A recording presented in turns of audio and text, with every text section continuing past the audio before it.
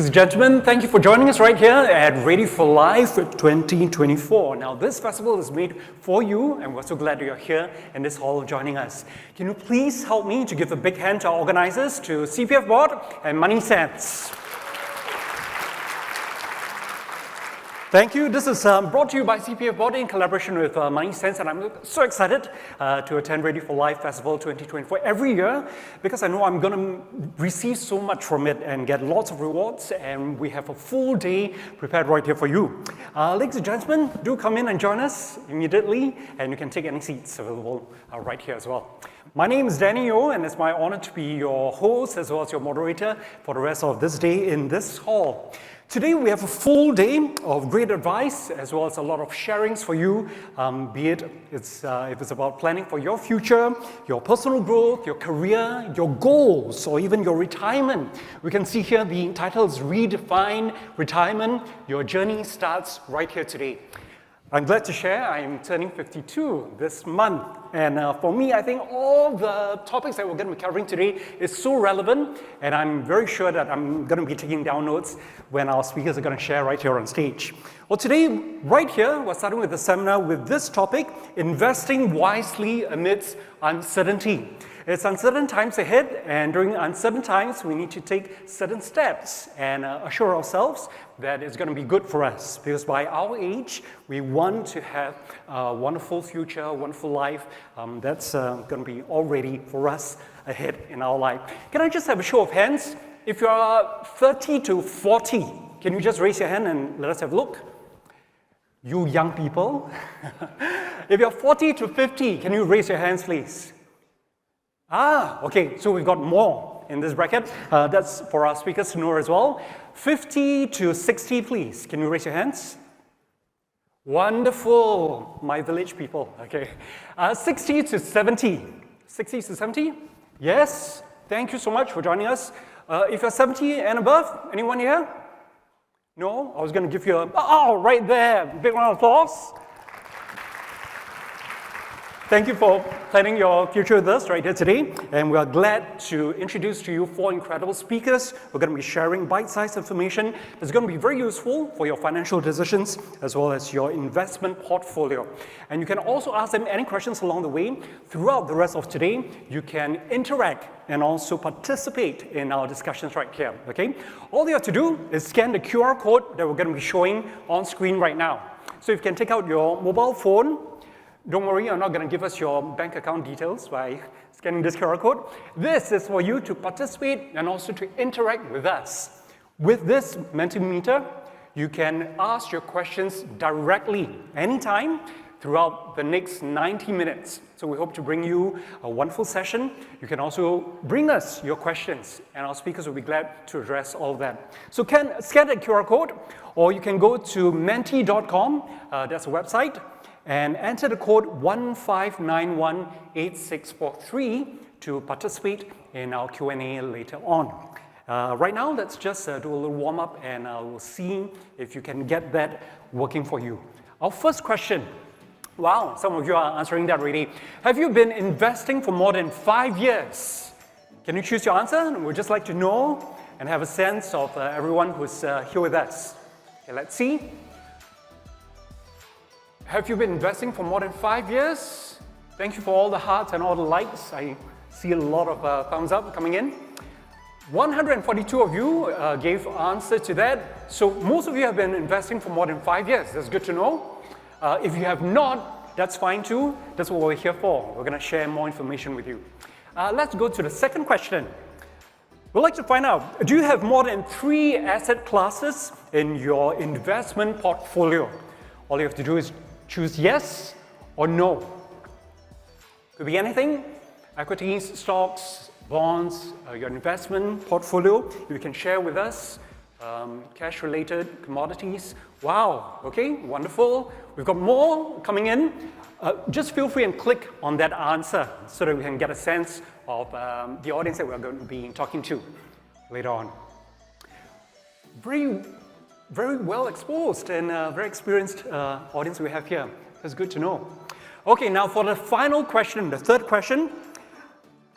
Are you bullish or bearish with the investment outlook for the next 1 year. This is for 2025. You might change your mind 3 days later, who knows? But for 2025, what's your outlook? That's a very nice battle there. You know, some are bullish, some are bearish. I'd like to see the answer to this question. This was a very interesting question we came up with. Our panelists, we had a meeting about a few weeks ago, and we were talking about, getting a sense, getting to know you a little bit better. And this was one question that we were so certain that we wanted to ask everyone right here. Is that right? Are you trying to be too fair? All right, 5 more seconds for you to enter your answers, and then we'll get a sense. All right, ready? 5, 4, 80 versus 79, 3, 2 more seconds, 80, no more, 81. All right, 2, 1. That's it, wow. Can you give a big hand for everyone who joined in this survey? That's good to know. Good to know that we have a hopeful crowd right here. That's slightly more than half of you, but even if you are, whether you're bullish or bearish, we're going to share a lot of information right here, and I'll let you introduce our next speaker. Now, to start off with this session right here today, we have an expert who can tell you more about what's going on in the markets right now. In fact, during the discussion, he had a lot of ideas, a lot of interesting questions that he's going to ask you, and I'm sure he's going to start with that immediately when he comes on stage as well. Let me introduce our first speaker. Is from the Association of Banks in Singapore. He's also Managing Director of Investment Strategy Wealth Management Unit at OCBC Bank. Please put your hands together for Mr. Vasu Menon.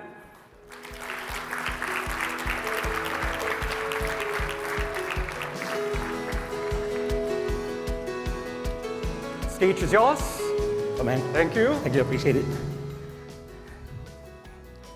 A very good evening, good afternoon rather, everybody. Thank you for taking the time to be here this afternoon and for giving us the opportunity to share our views. I also like to express my gratitude to the CPF Board and the Monetary Authority of Singapore for inviting me. I'm truly honored. So let's go straight into the presentation. My presentation is going to be exactly 12 minutes, very short. A lot of slides, okay, a lot of pictures. Hopefully I get my message across quite clearly. It's very interesting when we did the poll, 161 of you took part, and 81 said bullish, 80 said bearish. So the rest were obviously unsure, right? And to me, I see that as a positive sign because it implies that there's a very healthy level of skepticism in the markets. And when there's skepticism in the markets, it means that the markets have more room to hit higher. So my conclusion, even before I present, is that the medium-term outlook is broadly favorable. And I'll explain to you why in a couple of minutes. So let me start by just looking at how the markets have performed so far this year. And you can see that it's been a sea of black, right? So if you cast your mind to the beginning of this year, investors were very worried about a recession. They're very worried about inflation. They're very worried about whether the stock markets are going to do well. Investment markets in general were going to do well. And what you have right now, after almost about 10 months, is a sea of black. And so we've had pretty strong performance in 2023. We've had good performance in 2024. And I think the message that I would say is a takeaway is that, those who tried to be too precise, who waited too long, may have missed the boat. So, I think in a market like this, it's important to take a view of, at least 3 to 5 years. Trying to guess the markets, where they're going to go in the next 3 months, 6 months, is hard. And when you try to do that, often you could miss the boat. Now, if you look at how the markets have performed so far this year, it's not been a straight line. What I've showed you in my first chart was a sea of black, all positive, but it was not a straight line journey. Along the way, the markets did pull back quite a bit, right, over the last, I'm looking at this chart over the last 1 year or so, and you can see that, since the beginning of 2023, which is when the bull market started, we've had 4 periods of correction. This is the MSCI World Index, which measures global equities. So, corrections are normal in a market like that. They don't signal the end of the bull market. So we think that, even the next 1-2 years, the markets will experience corrections. But that should not change your view of the markets. I think one should really be taking a view of the next 2 years, 3 years, instead of trying to react to every single piece of news that you read in the newspapers, you watch on the media, and every time the market corrects, you just bail out, right? I think if you look at the key drivers for the market outlook, which is what you're more interested in, what's going to happen in 2025, I would break it down into 5 parts. Okay, you've got the economy and earnings, you've got inflation, you've got interest rates, you've got liquidity, and of course, geopolitics. Now, let's just start with the first one, economic and earnings outlook. And this are not forecasts from me, but forecasts taken off Bloomberg. These are consensus forecasts taken from economists throughout the world. And what you see from this forecast is that most of them are not expecting, or in fact, all of them, the consensus rather, is not expecting a recession in 2025.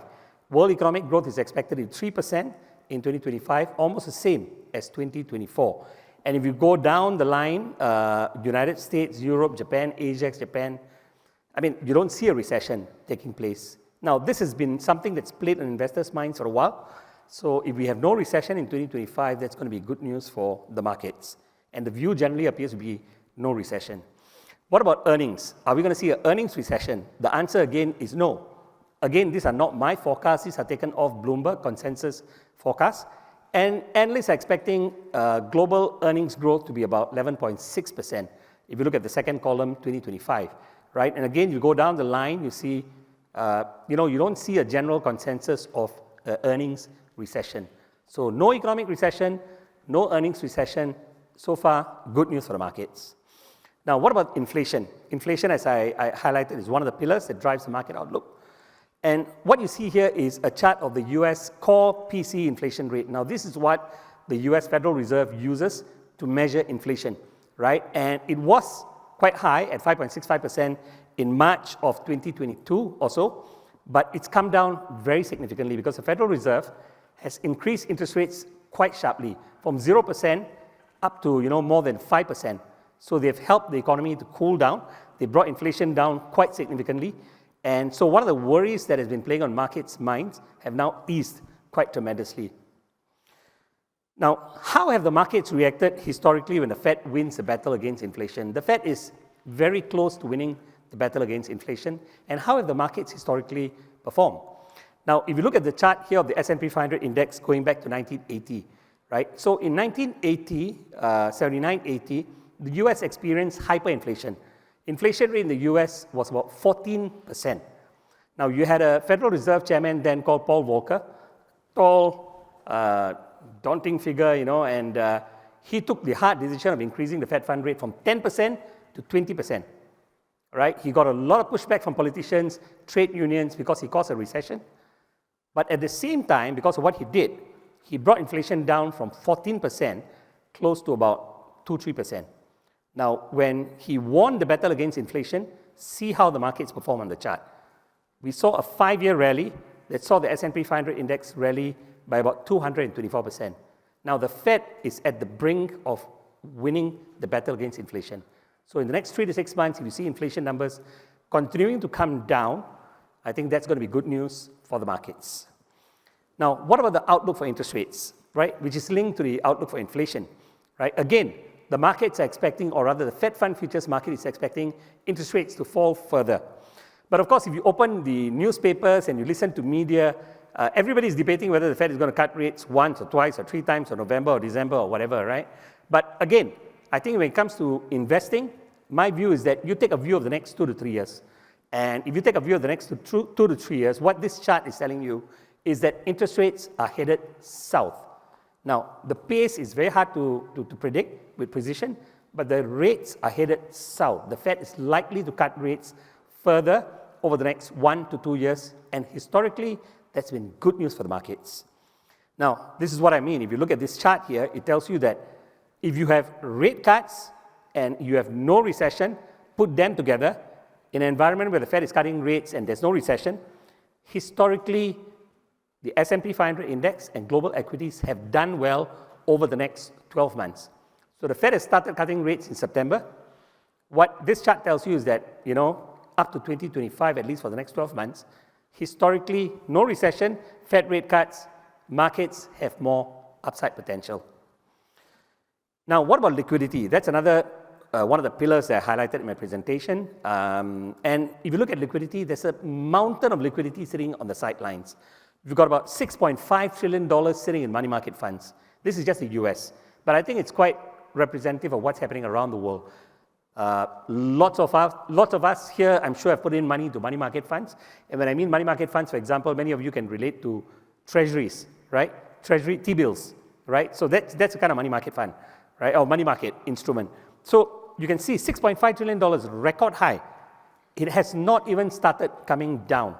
Now, as the Fed cuts rates, money market funds are going to look less attractive, and people who are holding on to money markets will be more incentivized to move money from money market funds into other asset classes like equities and bonds. So if you cast your mind back again to 2007 on the chart, you can see that when the global financial crisis took place then, you saw a big buildup of money market funds to $3.9 trillion. But when the Fed stepped in and the US government stepped in to take care of the problem, confidence slowly got restored.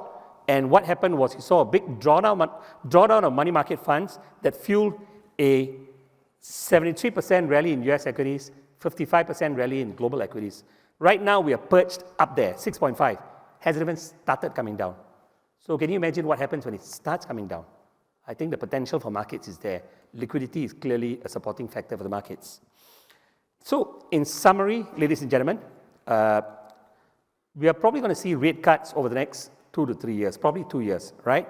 Plus a soft landing in the US. In other words, no recession and inflation falls, economy slows, inflation comes down, rates are cut. We have that scenario playing out over the next 2 years. Then it's reflationary for risk assets. In other words, it's positive for equities or positive for stock markets. Now, we have a lot of liquidity on the sidelines, $6.2 trillion in money market funds in the US, for example, massive amount.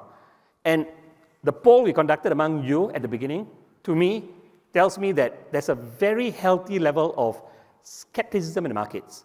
People have not put their money into the markets. And many of you are probably sitting on the sidelines waiting for complete clarity. It will never happen. The world is a different place. Don't expect blue skies anytime soon. We're going to be living in a world of uncertainty. Now, if you just invest purely based on having no uncertainty, I think not going to achieve it, right? I think you've got to take a view of the next 2 or 3 years and look at some of the factors I highlighted. Now, don't expect markets to go up in a straight line. Although I'm positive, and I'm not expecting markets to go up in a straight line. You will see pullbacks, as I showed in my chart earlier. You will see pullbacks. But these pullbacks are not a reflection that the bull market is over. Occasional pullbacks are actually good for you because, it presents an opportunity for you to buy sometimes on pullbacks, right? Now, geopolitics is clearly a risk. The US elections are days away. Everybody's trying to guess whether it's Trump or Harris and what the implications are. And I don't think you're going to get any certainty for the next 1, 2, or even 3 weeks, right?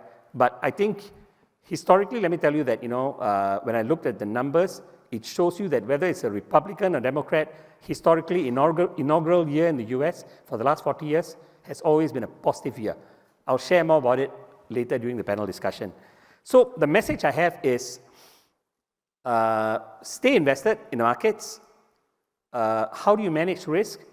Diversify, keep a diversified portfolio. My colleagues, our fellow speakers will be speaking about that in a short while. And I think it's also important to practice time diversification.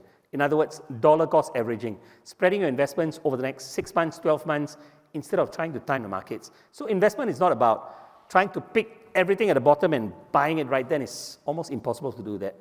So if you're not sure, buy a little bit gradually over the next 12 months in case you miss the boat. Because cast your mind back to the beginning of 2024.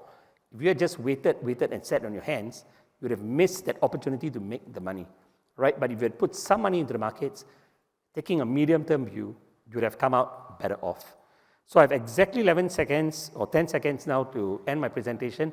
I think I've done a decent job to keep things short, sharp, and sweet. And I'll hand you back to the MC, and then we'll do panel discussion later. Thank you very much for your time. Thank you. Thank you so much, Vasu. He's keeping time so tightly. Thank you so much for that. Wonderful. I love how Vasu started us with a very positive and encouraging note. Love seeing his sea of black, but also the assurance that Uncertainty is the only certainty in life, and that's what we have to be prepared for. And now coming up next, if you are still unsure about where to invest and where to park your money, what to invest in, our next speaker is going to share more with you how to build a resilient investment portfolio with strategies and perspectives. Please welcome, from the Association of Banks in Singapore, Managing Director and Chief Investment Officer of Southeast Asia and India at HSBC Global Private Banking and Wealth, Mr. James Cheo. James, please.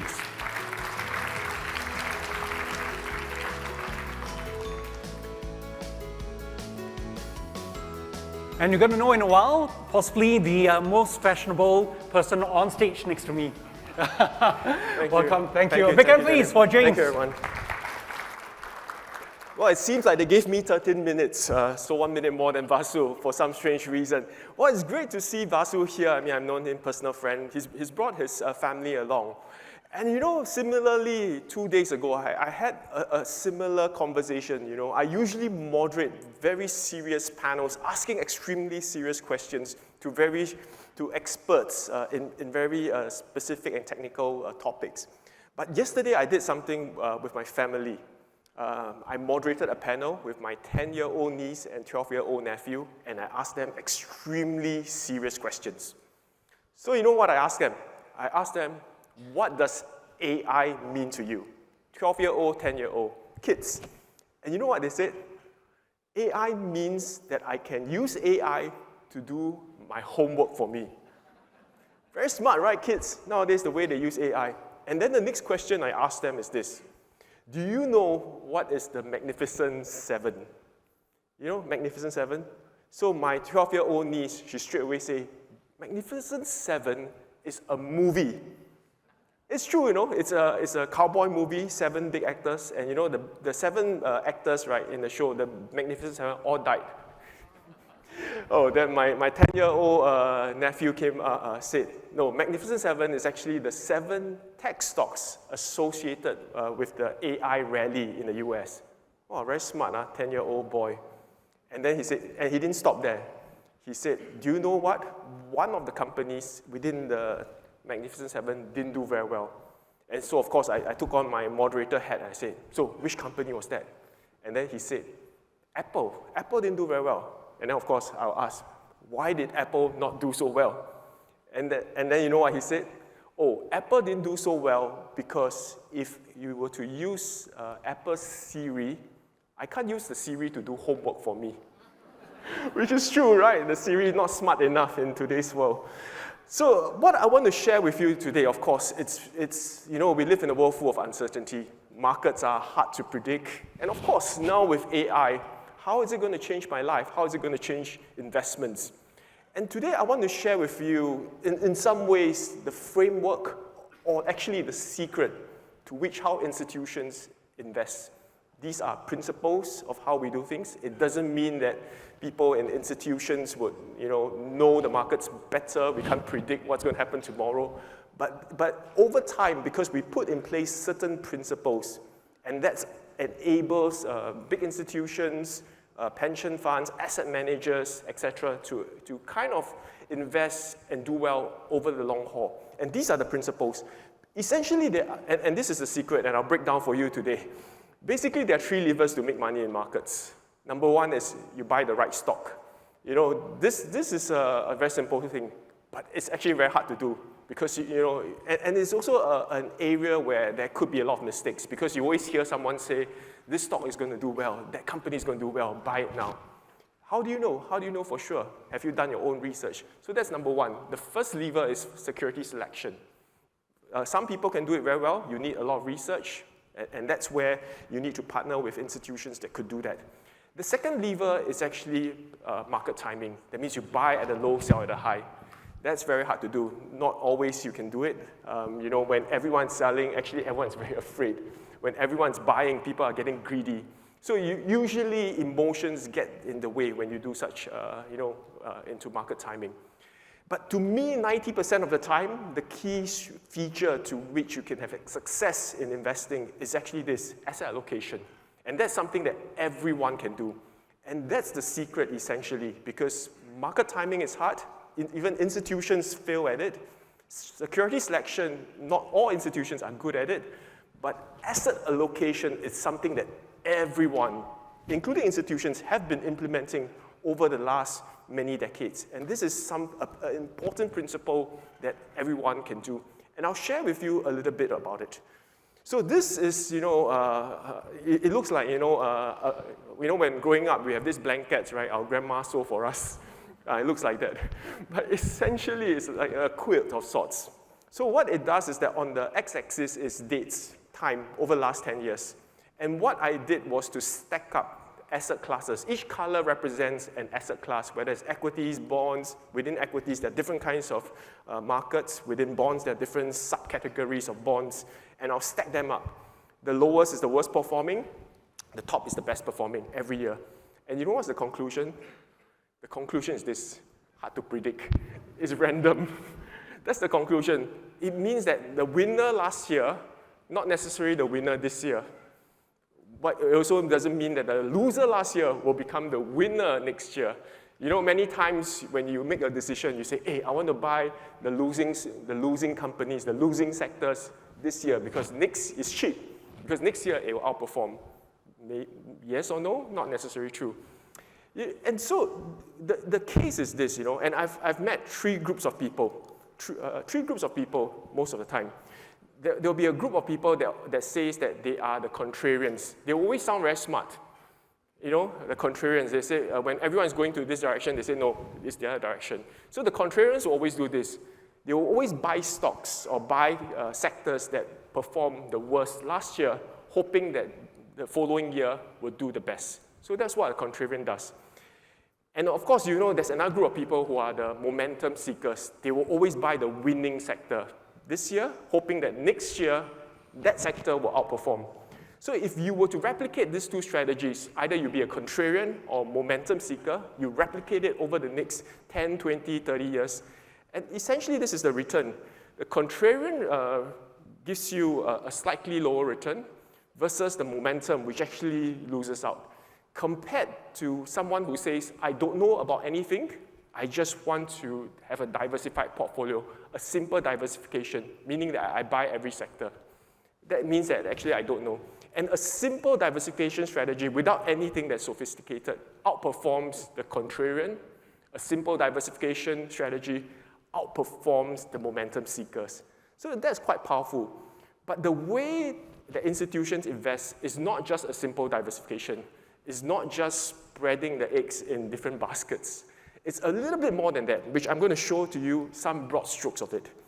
Essentially, there are a few dimensions to it. Yes, it's diversified, but there is an optimization process because the weights are different. It's not equal weight to everything. The weights are a little bit different. There is also a focus on long term. You don't just, set the allocation and then the next day you change your mind. You set the allocation based on your investment objectives, based on your liquidity needs, based on what you're trying to achieve at the end of the day, based on your own risk profile, how much risk can you take. So you have to make those decisions at the onset, and then you set the course for the long term. And of course, every quarter, every year, you rebalance from time to time. So this is actually the pillars to which how institutions think. These are the frameworks, these are the pillars, which is very important because, it's like you're trying to get into a destination.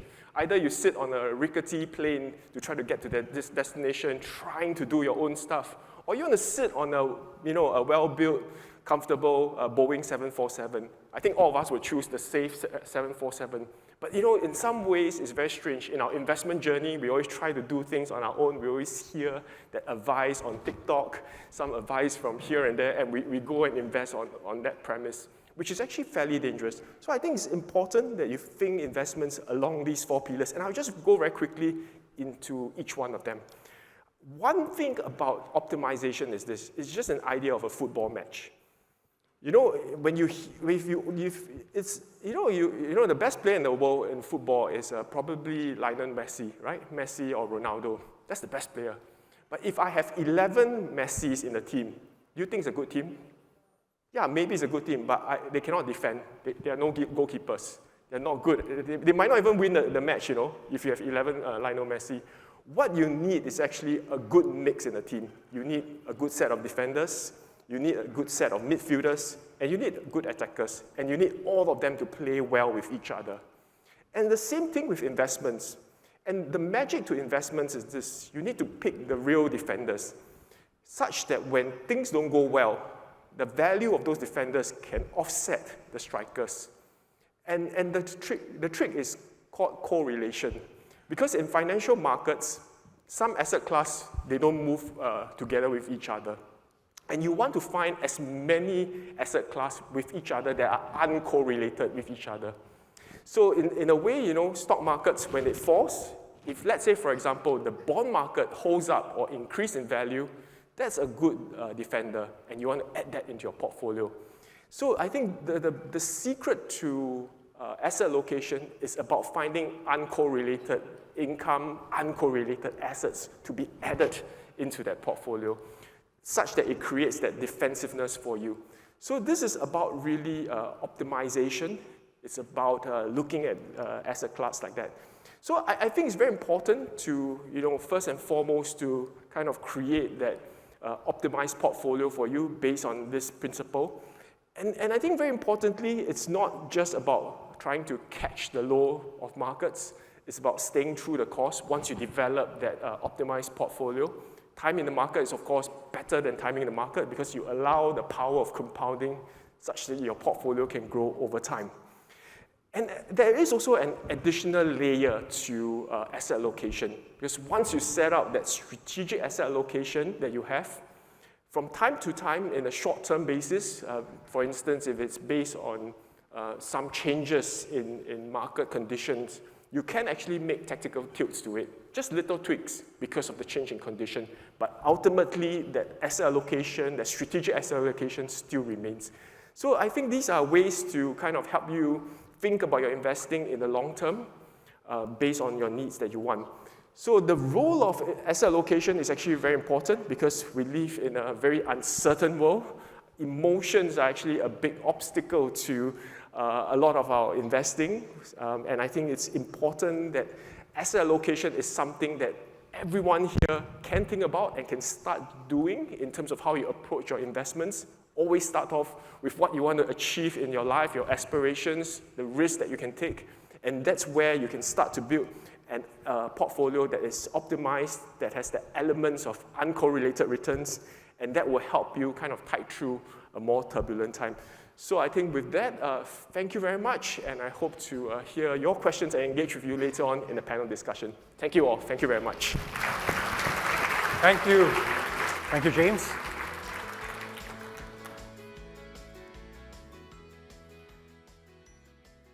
Thank you. Now, you would have noticed that we have wonderful speakers from Association of Banks in Singapore. They've got so much to share. What James has just shared, I actually remember it in 3 points, and I was writing them down as well. A, for assessment of market timing. B, blanket of assets selection. And S, strategic asset allocation. Yeah, sounds about right. And that's ABS, acronym for Association of Banks in Singapore. Yeah. So James, thank you so much for that. Now, we've been facing inflation over the past 2 years. If you were reading through Straits Times this morning, one of the good things that Singapore has done is that we have kept inflation down.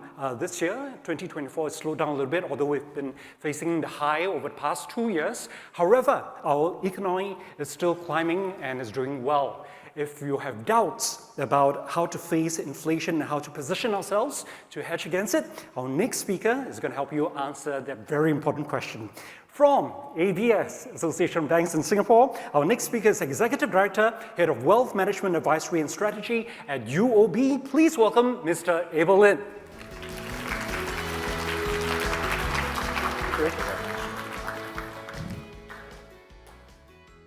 Investing is not hard. Surprised to hear that? Well, actually, it doesn't have to be hard. The reality is we make a mess of it through human biasness, prejudice, and even Nancy from the cake shop telling us to buy a certain stock. It's the right time to purchase.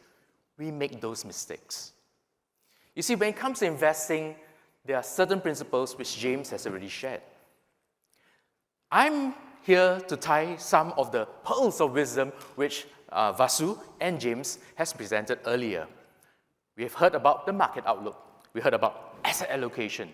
How then does one, us, your average investor, execute some of this plan? I'm going also to share 3 more secrets.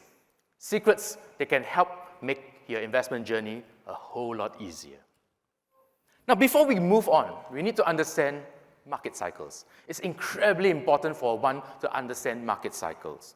There are the 4 phases in a market which are inevitable, and it comes one after another.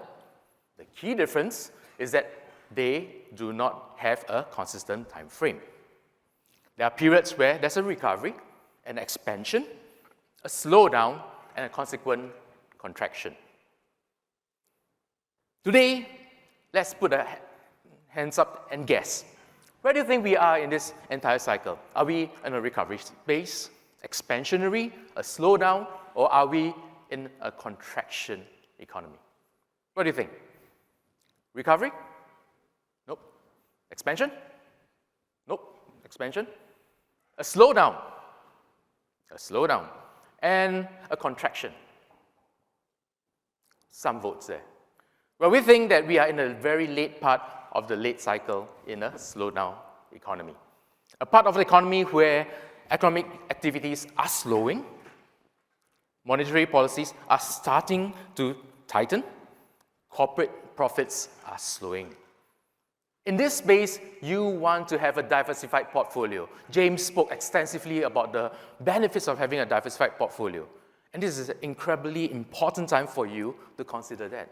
You also want to think about building income in view of buffering against potential headwinds that we are moving towards. As we move forward, and in this space, we talk about investment-grade bonds. It's a really good time to start picking up, particularly in the recent bump up. You want to pick up some of these investment-grade bonds. Why? Because of negative correlationships between rates and bond prices. We know that the Feds are prepared to start cutting rates from this month, next month, and well into next year. So what does that mean? Bond prices will benefit. You want to pick up good quality investment-grade bonds. Now, as we move towards a contractionary period, and here's the good news, it's the shortest period of the entire cycle, averaging about 9 months. So, not too bad. In fact, statistics are set in your favor. If you think about it, in a bull market, on average, you make north of 111%. In a bear market, you lose an average of 35%. So if you stay invested, which James has also presented to you, what are the odds of making money? It's in your favor. The time the market stays in a bull market, right, is also 2.5 years. The time the market stays in a bear market scenario is only about 9.6 to 10 months. Again, in your favor. So as an investor, if you use statistics in your favor, the math adds up. Staying in the market. Now, if we move into a recessionary situation, you will want to be defensive, right? You want to make sure your asset allocation is in a more defensive space. You want to have good quality issuers in the govies. You want to hold good corporate bonds. You want to hold quality dividend companies. Now, this is the interesting thing.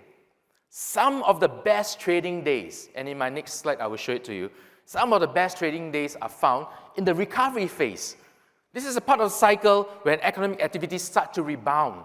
Okay, monetary policies and fiscal policies are easy, supportive of corporate earnings and for consumer spending. And at the same time, you see corporate earnings starting to recover, to pick up. This long cycle brings us to the expansionary phase, the part or the bits of the market which we all like, where we're all making money. Everybody's happy, budding, and economic activities may be slowing, but still positive, and people are investing and spending. I mentioned this just now. The best trading days in an economic cycle falls during the bear market. So, it's contrary to popular belief, right? Every time we see a recession, when markets are in contraction, what do? We head for the exit. we sell off our position. Is that the right thing to do? The answer is no. In fact, the best trading days is when you find the bargains. The next best trading days can actually be found in the bull market. So 50%, in fact 78%, can be found in the best trade in the bear market and the consequent 2 months of a bull market. Now the question is this: do we know when market picks up? No. Do we know when market bottoms out? No. Do we know when market turns around or dips over? No. The reality is no one has a crystal ball. So by missing out on the best trading days, these are the numbers you are giving up. If you stay invested in the market with just $10,000 invested in the S&P 500 over a period of 30 years, your portfolio will grow $181,000. Very, very good returns. Just by missing the 10 best days, okay, out of a 3-year or 30-year time frame, which is pretty long, you lose out more than 50%. Miss out the next 20 best days, you're down by nearly 73%, so on and so forth. Hence, staying in the market trumps any strategy to try to time the market, trying to find the bottom, trying to sell at the top. Because even institutional investors get this wrong. James spoke extensively about diversification, and I totally concur with him. On the left side of the chart are the sexier part of the markets, the stocks, high risk, high return. On the left side of the chart, you see govies, bonds, low risk, low returns. But we found a sweet spot that suggests that perhaps an addition of both 60% in equities, 40% in bonds could actually give you a better return profile. You'll probably be yielding about 7% with a risk budget of nearly 10%. Not too bad, considering markets are not predictable. In the interest of time, I'm just going to move a little bit faster. So on this chart here, you actually see that stocks actually outperform inflation consistently. 60-40 portfolio gives you a smoother ride and still beats inflation. Cash, unfortunately, some people think is king, doesn't really quite cut it. Neither does a pure bond portfolio. As such, it gives you a sense of where you should be thinking of allocating your funds. Now, I've not spoken about this, but compounding is incredibly important. That's secret number 2. Compounding is a very, very powerful tool. In fact, Professor Einstein once said, he who understands it earns it. He who doesn't pays it. Compounding is something which we don't use often enough in our portfolio. Earning interest upon principal and interest is a very powerful tool. Why are we not using it? Again, simple math. Statistics is on your side, compounding is on your side. Why are we not doing it? Compounding is a powerful tool, something which you should consider. And through the power of compounding, you accelerate your returns. Just look at this chart right here. With $100 or base at $100, you get a total return of $1,200, an annualized return of over 8%. If you don't compound your returns, you only get a flat 7.0% during the same period. So there is a marked difference if you actually allow your money to work a lot harder for you. What investments will do well for this year? We think that investment grades will continue to hold value for investors. If you think about it, you're being paid to wait. In fact, bonds are doing exactly what it's supposed to be doing today. It's paying you an income. We had gone through pre-COVID an extended period of very low interest rate environment, right? Artificially suppressed. But today, bonds are doing exactly what it's supposed to do. Number 1, portfolio diversifier against an pure equity exposure. Number 2, it's paying you an income. And at the same time, it's also giving you a very nice possibility of compounding your returns. We like dividend stocks. As we move into an environment where rates are being cut, dividend stocks will then fill that gap. Good quality issuers. We can't name names, but you can speak to your financial advisor, and your financial advisor with a proper risk profile can understand where your goals are and how they can assist you in achieving those goals. We like the multi-asset approach, diversifying across different asset classes, geographies, sectors, strategies. That is your best bang for your buck, where you can actually participate in market upside and be able to protect against market downside. Look for suitable long-term solutions that meet your long-term financial goals. This is really what investing is about. So we've established, statistically, markets on your side. Number 2, strategies, like time in the market, diversification, and compounding, the 3 secrets, actually really, really works. And this, my friends, is where I would like to leave the stage, and I look forward to engage you at the panel discussion slightly later. Thank you very much. Thank you, Abel.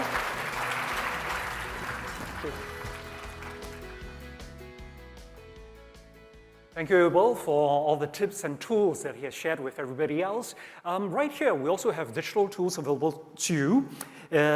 We'd like to ask you to check out the Basic Financial Planning Guide. And this has been developed by MAS, CPF, Money Sense, as well as our partners from Finance Industry Associations on the Money Sense website. So all you have to do is go to Money Sense website and look out for the Financial Planning Guide.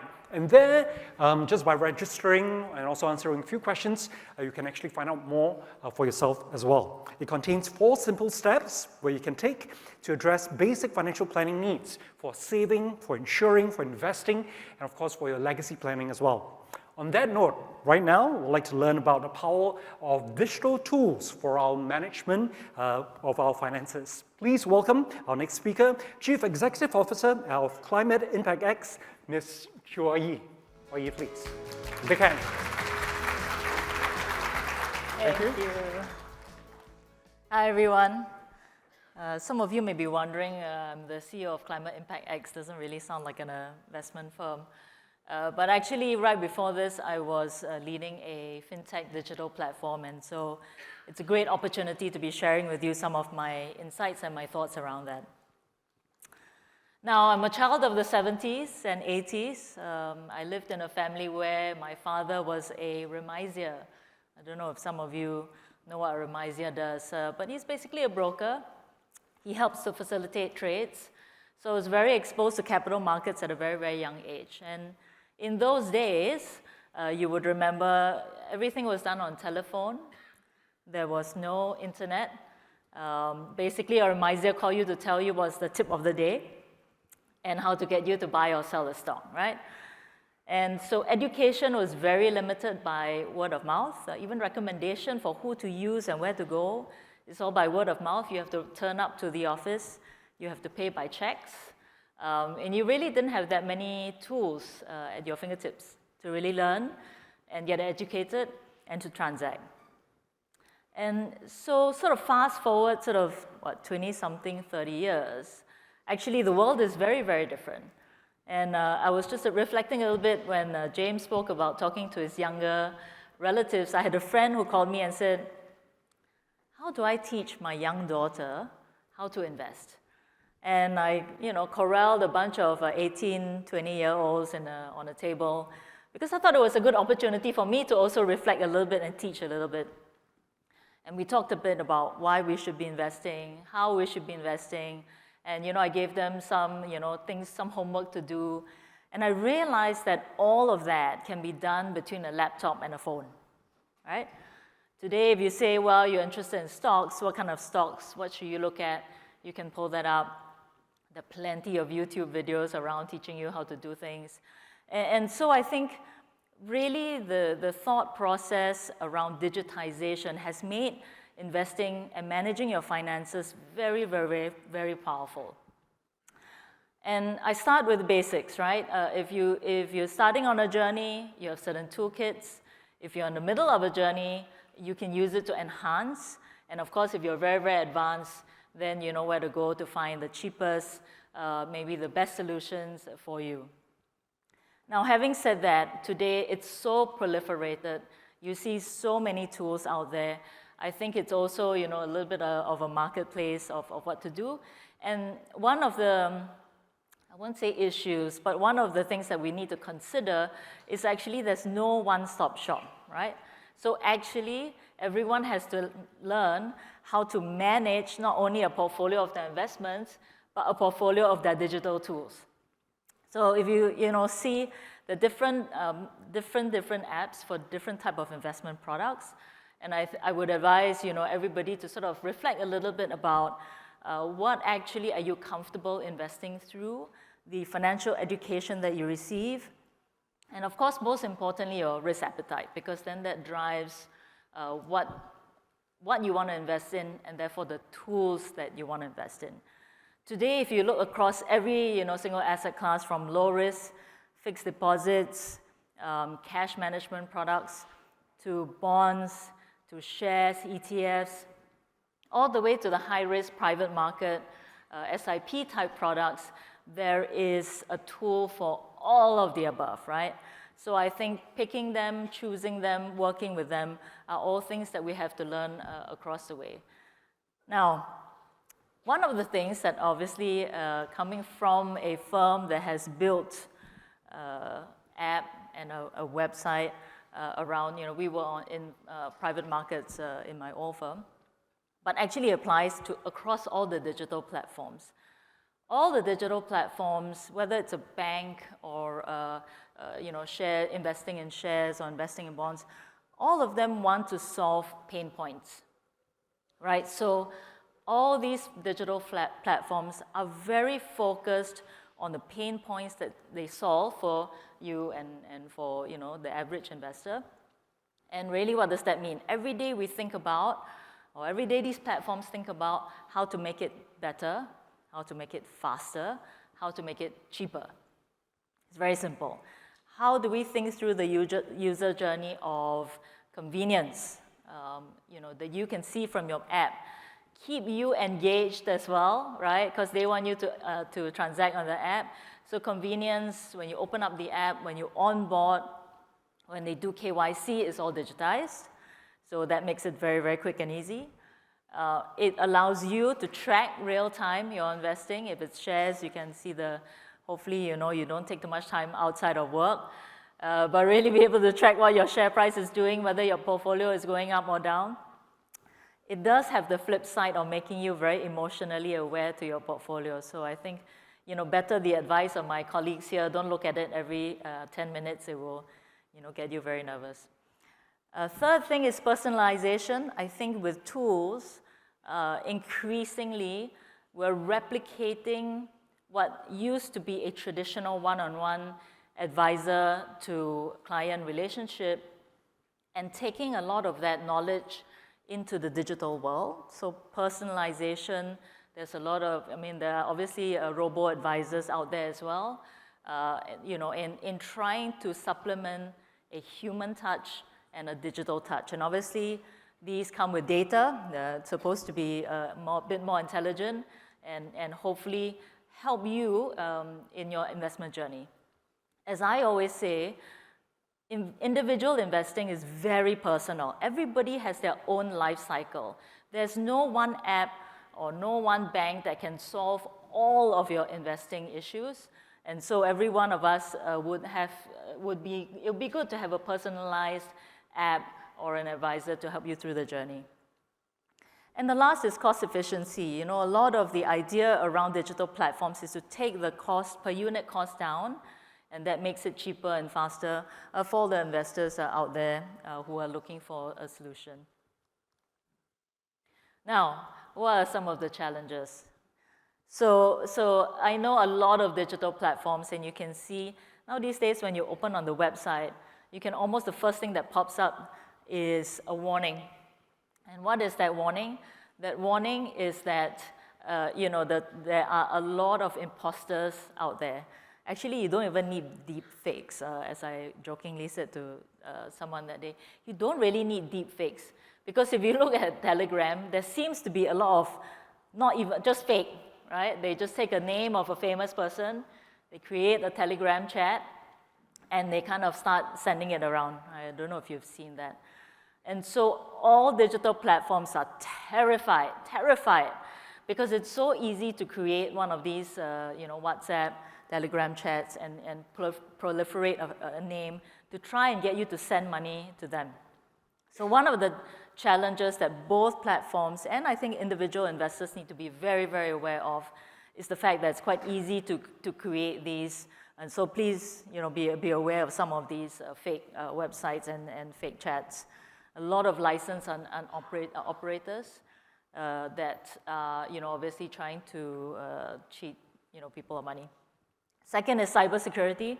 This is a risk regardless, digital platforms or otherwise. This is something that I think, MAS as regulators are very cognizant of, and we all live in a world where cybersecurity becomes a very core part of platforms business, not just investing, right, but across all of financial services. Third is over-reliance on technology. Sometimes there is potentially error. You want to key in 10,000, maybe you key in 100,000 by mistake. Hopefully very little of that, and hopefully the app can catch that before you make those errors. But again, it's a technology risk that we all have to be aware of.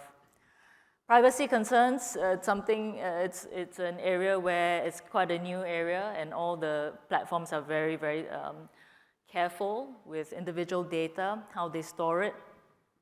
And last thing, complexity. As I said, there's no one app that's going to solve your problem.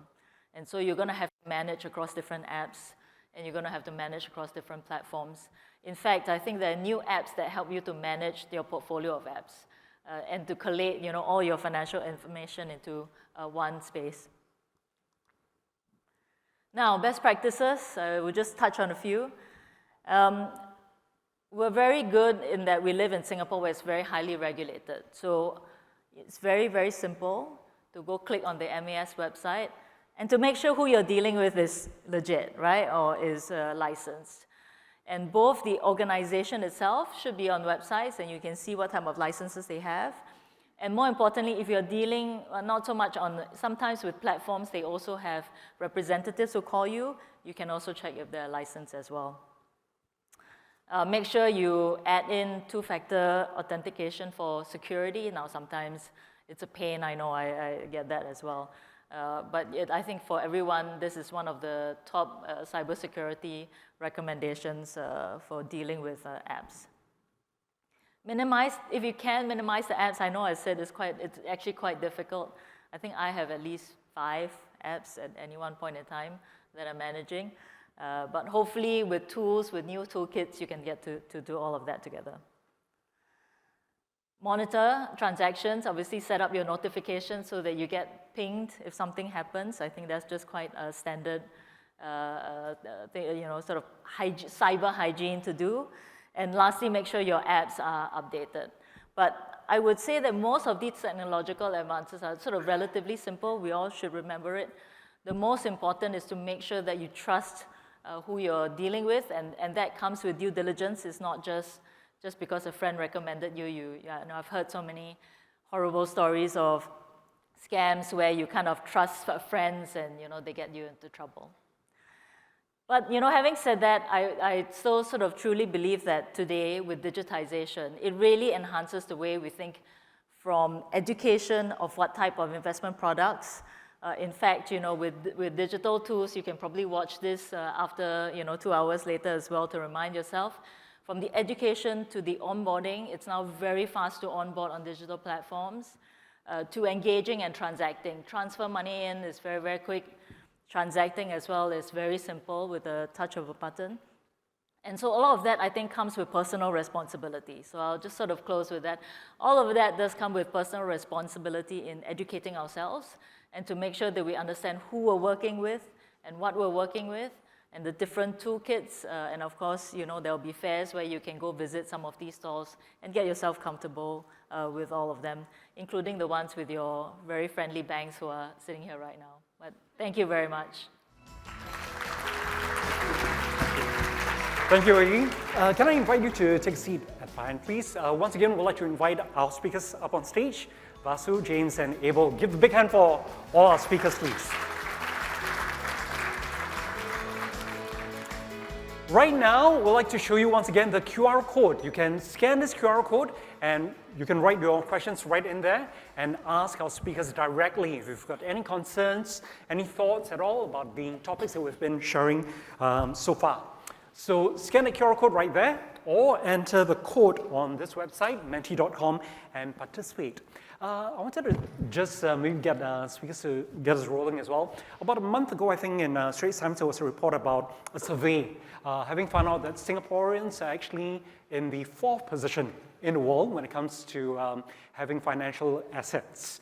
And one of the main reasons is because we've got CPF, and that probably contributed a lot to it. And you know that I'm working for CPF at this event as well. Okay, so can I ask our speakers, what about putting everything that we have, or what's available, in CPF? What would be your thoughts on that? Vasu, please. Okay. You mean applying your CPF money to the markets? I think, one clear message that comes through from what James and Abel have communicated is essentially to practice the principle of diversification, asset allocation, and that means that, even if you do want to apply your CPF money, do not throw all of it into the markets. Put some of it into the markets through the CPF investment scheme, of course, but even when you do put what you do in the market, do it very carefully. It has to be based on research, not hearsay, not what Auntie Nancy at the bakery told you. It's got to be based on your own research, your own due diligence, and make sure that you don't throw too much of money into one particular stock or bond or asset class. I think make sure that you spread it out. Because your CPF money is intended for your long-term needs. And so when you're investing your CPF money, especially for the younger people here, I think you want to take a longer-term view of the markets and protect the money that you have. And the way to protect it is essentially to be very careful in how you apply it, and to practice diversification, asset allocation, as James talked about, and only to invest after you've done your own due diligence. So myself, what I always tell people is, before you invest in anything, a good practice, which I used to practice previously, and I still do practice to some extent now, is to write myself a half-a-page proposal as to why I'm investing in what I'm investing in. And why do I do that? Because, I do that because that forces me to, get very clear thoughts on why I'm investing in something, right? And when I do that, I think that also going down the road, you look back at why you invested in something, you understand the rationale. So it's a kind of a practice where you instill a discipline. You don't make impulsive decisions, but you do your research, write down a half a page, just a half a page, maybe even 10 lines. Why you're buying, what you're buying, why you like it, and have you done your research? So in a nutshell, be very careful how you invest your CPF funds. Don't invest all of it. Keep some of it in the CPF. It still gives you a decent 2.5%, even 1% above your 2.5% for the first, 30,000 or so, I think. And so, but go ahead, invest it. Just invest it carefully. All right. James, I love your blanket that you showed on screen just now. Was CPF logo amongst one of that? No, it's not. But I think, that's a good one. But CPF, to be fair, the rates are actually pretty good and hard to beat. And that's why I think it's always very important to always, as a Singaporean, you always have to start off thinking about how do I optimize CPF first before I think about investing. Because how do I optimize my OA, my SA, my investment account? So I think that's the starting point. And of course, for those, you also want to, think how you could benefit from some of the schemes like SRS. So that's I think, fundamental. And depending on, like Abel showing the financial market stage of, different stages in the economy, I think for us, your strategy will be different if you're beginning or younger in your career, in your 20s, in your 30s. Or if you're nearing retirement age, your strategy would be different depending on which stage of life you are at. And how you use CPF, how do you use your investments will also be different. So for instance, if you're starting out, you want to find out everything about CPF, how you can utilize it, put in a savings plan using CPF, and thereafter, whatever there's excess, you want to invest. And the goal, of course, is to build your, to have your house, to have your home, and over time you upgrade along the way. And if you are nearing retirement, the strategy will be different. You're thinking, how do I divest? How do I earn additional income streams? How do I use CPF, to complement and give me a good retirement? So I think the conversations will be and strategies will be different. But crucially, CPF is going to be a very important pillar to how you think about your retirement and also about your savings, depending on which life cycle you're at. All right. We've got a lot of things to look forward to. In 3 days' time, US elections on November the 7th as well. The US federal cut might be something that we are thinking about. I've got a question here for James, actually. What are the implications of Fed rate cut on investing? Yeah, recently there was a poll. A lot of economists were actually predicting that there should be 25 basis points cut. Yeah. James, your opinions on that? Yeah, I think ultimately, maybe I just talk about the trajectory of Fed rate cut first, right? Remember back in 2021 where, you know, the Federal Reserve, in fact, was saying that inflation was transitory. They basically underestimated inflation. So they held back, they didn't increase interest rates. And when they had to increase interest rates, they raised interest rates extremely fast in 2022. That led to bonds being sold off, that led to equity markets being sold off. And in 2023, and even into this year, that first rate cut that we saw in September, 0.5% rate cut, was the most expected event, the most delayed and expected event. Everyone was waiting 1 year. It was almost like watching the trailer for 1 year and you haven't watched the movie. So that was exactly what happened with the September rate cut. So now the question is, you know, everyone is saying interest rates 5%, you know, yes, it's going to go down. You know, the Fed's targeting around 2.5%. That's so-called the neutral rate. Depending on the strength of the economy, if the economy is strong, they will cut the interest rates very slowly. If the economy is weak, going into recession, they're going to cut very fast. My suspicion is that the plot might not be as simple, given that what happened over the last 2-3 years. There could be, and likely there could be twists to the plot. Why do I say that? Given that even right now, if you look at the labor market in the US, it's not as weak as what everyone thought it is. Look at even the inflation trend, it might not be as, it's falling, but there's still a certain stickiness there. And of course, if you get US election results, regardless who becomes president, immigration control, tariffs, fiscal spending, all these are inflationary in nature. So you might see that whole path, there might be, the cuts might not be as big as what you expect. There might be pause along the way. So it's not a straight line down in that sense. So given this sort of scenario, you know, you might not, you really have to think about investments being a little bit more adaptable. In a pure interest rate cut environment, bonds will do well. Equity markets will actually do well. But I think generally it should still be a benign environment in 2025 if growth holds up and if inflation continues to be under control. But you know, there are many risks out there, and that's why I think it's important to kind of have a diversified approach. I noticed you're a movies guy. You watch a lot of movies. With your nephews, your nieces, and you know, in your allergies as well. I thought it was wonderful for us to be able to relate to. I think everyone here watch Netflix, right? That's what keeps everyone awake, right, at night. Okay, so I'm a big fan of war movies too. I've got a question for Abel, please. Our audience here are very current. Rising geopolitical tensions, something that Vasu mentioned as well. That's going on between US and China, Russia and Ukraine. How would that affect us? How can we better navigate these uncertainties while we are talking about that? Can you share your opinions with us? Yeah, okay, so we spoke extensively about the ideology of diversifying your portfolio. These are very good strategy and tools that investors can adopt in their portfolio to mitigate some of these key risks. You cannot control what happens on the global stage. We know that United States and China is going to continue to tussle for dominance in different areas, in the technological space, in the electronic space, in the EV space, in multiple areas, even in space. But importantly, the consideration is when elephant fights, the grass gets trampled around them, right?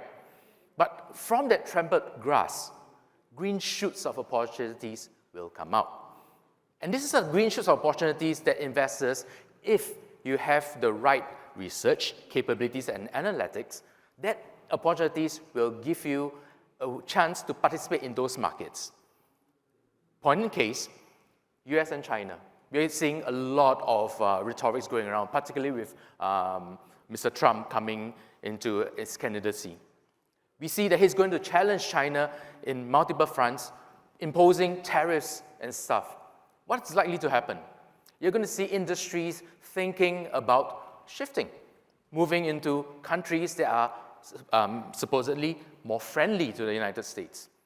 China Plus One strategy has been something that we have been applying for a very, very long time. Countries can benefit from these. So for investor, if you're able to identify these opportunities, for example, in the automotive space, Malaysia has gained a lot of benefits from this shift. So have we invested? Have we identified those opportunities? Your financial advisors should be the ones identifying those for you. So diversification, again, is incredibly important, and green shoots is where you really, really want to find some of these growing opportunities. It's not all bad. So as the Chinese word 危机 suggests to you, in danger, there's also opportunities. So as an investor, active investment, being nimble, identifying those opportunities, that's really how you want to navigate some of these challenging waters ahead of you. It's very interesting. A lot of people are asking questions about US elections, geopolitical situations. Or you're sharing with us about digital tools. What about discussions and all these talks and advice that we're seeing on digital platforms? What are your views on that? Yeah, well, that's a very interesting one because I was thinking about the movie called Dumb Money. I don't know if you saw that. And it really was about the meme stock in the US, the stock called GameStop. And there was a guy on Reddit, and his handle was Roaring Kitty. I don't know if you've seen that. This guy called Roaring Kitty starts posting why people should be buying this stock, right? And the stock gets run up. And it's about the small guy versus the small guys versus the big guy.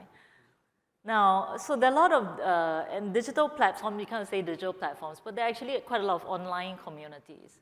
I would sort of be a little bit more reserved around going onto these online communities because you're not actually getting real advice, right? You're just really gossiping. This is the digital version of the phone call from the remiser giving you a tip because he heard it from, the guy next door. So I think platforms, however, take a much more serious approach around education and community. And I think, there's going to be a lot of research around what's going to happen in the US across all the proper sort of wealth advice capabilities. And I think everybody will have an angle. I think everybody will have that green shoots angle. And read as much as you can. I don't think there's going to be one right person.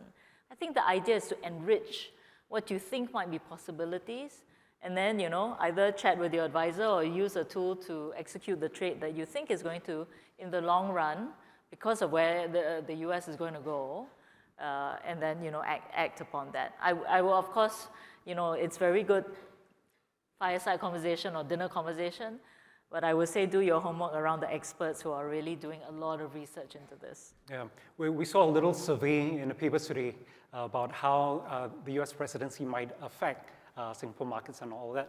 You were quite naughty. You wanted to ask the audience an interesting question. I know. I wanted to ask an interesting question, but why don't I ask it right now? I mean, maybe I'll ask all of you here since you have a large number of people. How many of you think that Trump is going to win? Can I have a show of hands? Ooh. Don't worry, we won't ask you about Singapore elections. I mean, this is just for me to get a feel. I reckon it's all right. And how many of you think Harris is going to win? All right. Okay. So interesting. It's kind of balanced, actually. You see quite an equal number of people putting up for Trump, putting up for Harris. So this is one of the most contentious, hotly contested elections in US history, right? And it depends on what you look at. You look at some indicators, it points to the fact that Trump could win. If you look at other indicators, it points to the fact that Harris could win. So it depends on what you choose to look at, and the media will look at this and that. And to me, it's a lot of noise. It creates a lot of confusion. It creates a lot of anxiety in the markets. And what you're seeing right now in the markets is some degree of volatility, right? The stock markets have been volatile. Treasury yields have gone up. Cryptos have shot up, right? Trump's stock in the market has also done very well. So, I think the bottom line is this. When you look at the statistics, what it tells you is that elections do have a short-term impact in the market. They can cause volatility, uncertainty, anxiety, emotions, and short-term volatility in the market. But if you pick over a medium-term view of the next, say, 2 to 4 years, the impact is kind of evened out, and the impact is not so significant. Even if Trump wins, it doesn't mean that the markets, it doesn't spell the death knell of markets. So if you cast your mind back to 2017, when Trump won, the markets actually rallied in the first year. Came down in the second year slightly because of the trade war he implemented with China, and then did well in the next 2 years. So during Trump's presidency between 2017 and 2020, the market's S&P 500 index actually went up 70%, almost 70%, right? And I was looking back at all the elections in the US going back 40 years, all the way back to 1984. And what I discovered is that whether it's a Democratic president who wins or a Republican president who wins, in the first year, in the inaugural year of the new president, it's always a positive year, except for 1 year, the year 2001. That year, the S&P 500 index fell 12%. Other than that, every other year was a positive year, and the returns range from between 5% to 33%, on average, 20%. Can I I remember your chart. Yeah, I remember the slide. Yeah, please go ahead. I just wanted to add, Yes, again, it's way too early for us to predict the outcome of this election. But Vasu made a really good point. It's really quite pointless to focus on who is the eventual winner. You see, contrary to popular belief, the executive branch doesn't have all power. It's not all powerful. It is the most powerful office in the world, but it does not have all power. In fact, very often you actually see candidates coming up to say something, but it's going to be very different from what the president can actually do in office, because there's a Congress. And at the end, there's also what the president actually does. So what he says today or she says today can differ vastly from what he or she ultimately does in the market. So really, again, I concur, or rather I echo Vasu's point, don't focus on these short-term gyrations. Instead, focus on fundamentals, focus on earnings, focus on the industries and the broader market and the macros. This is what really drives earnings growth. That's really what drives economy, and that's how investors can profit or invest in those markets. All right. Yeah. I'm taking on your questions quickly. James, can you give some advice for, I was almost tempted to ask how you invest 3 days later, but do you have any advice for low-risk takers or people who would like to get into the market? What might you tell them to do? Yeah, it's very funny. I'm hearing the conversation. I remember back in 2016, first when you got the news that Trump won, market sold off on that day. And I remember writing a newspaper article for Straits Times. And you can even Google it. The title was "Keep Calm, Trump On." Kind of worked, right? Basically, you don't be driven by that one-day reaction. Similarly, 6 November, probably you know the result.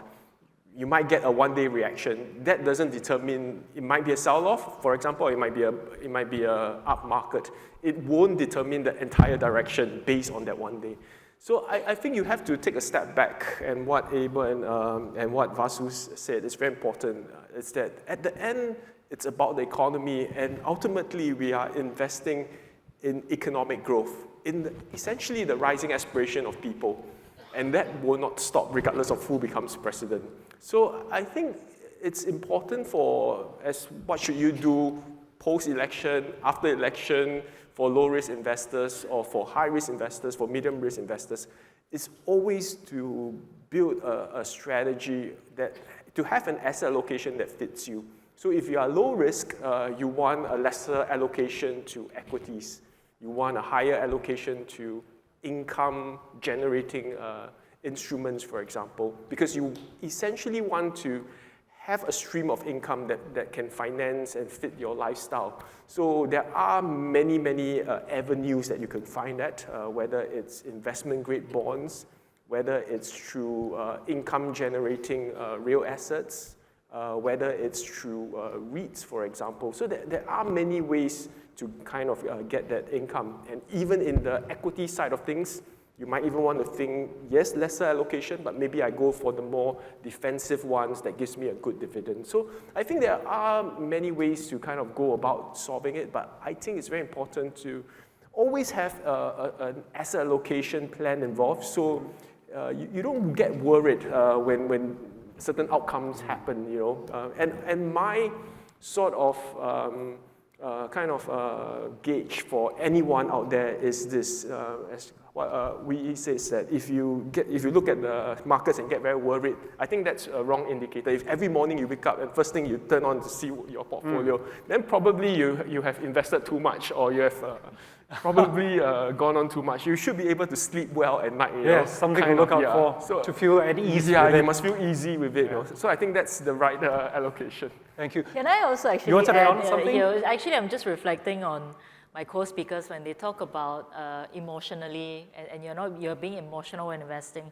And actually the US presidency is actually quite emotional to some of us, because we like Harris or we don't like Trump. We make these emotional judgments on the candidate we like or not like. And to me, I'm a bit like, actually, I think we need to step a little bit away from it. And here, these experts on this panel say, well, actually, what are the opportunities and what should we look out for, rather than I like this or I like that? We like our speakers already right here.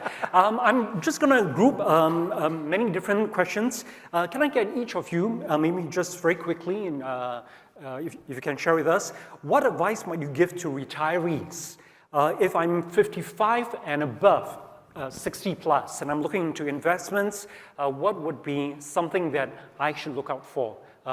Something short to share, please? I won't specify what you should invest in, but when you're 55 and above, I think as you become older, capital preservation is quite important. So whatever you invest in very carefully.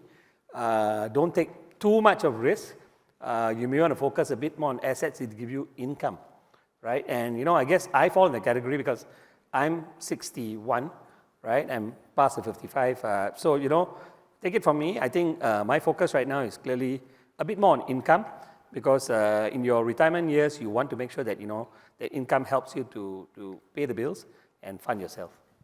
James? Yeah, I think multiple ways. First, of course, as what I've talked about, the asset allocation strategy with a very deep focus on income, more defensive. How do you utilize CPF to give you that income? That's another piece. Your property is also another piece. Whether should you downgrade, downsize, or rent out rooms, that's another income. And also, I think another aspect is also to think about insurance as well. I think that's another source of income. I mean, for your family and for yourself. I think these are ways, to kind of protect yourself, whether it's life insurance or even hospitalization and things like that. So there are various ways to kind of plan about it, but I think a more comprehensive approach. Right. So we've established that there are two key players when it comes to investing, right? Risk and returns. Very often when you go out and speak to your financial advisor, you talk about returns. How much can you make out of this investment? What's the historical track record, so on and so forth. The reality is you cannot control returns. Markets does market things. There are good cycles, there are bad cycles. Market outperforms, market oversells.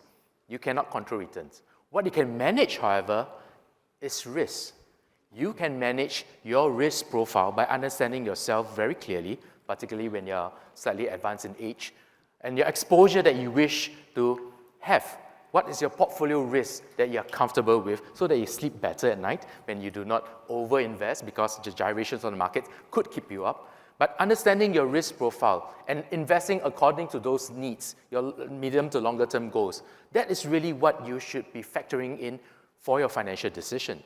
Because we haven't spoke about this, but managing downside risk is incredibly important. Let me just give you an example. If you are 50 and above, you have $100,000, and you've invested in something very aggressive, and the market loses 50% of your portfolio today, what happens? You need to recover 100% to get back to your original principle. Again, math, right?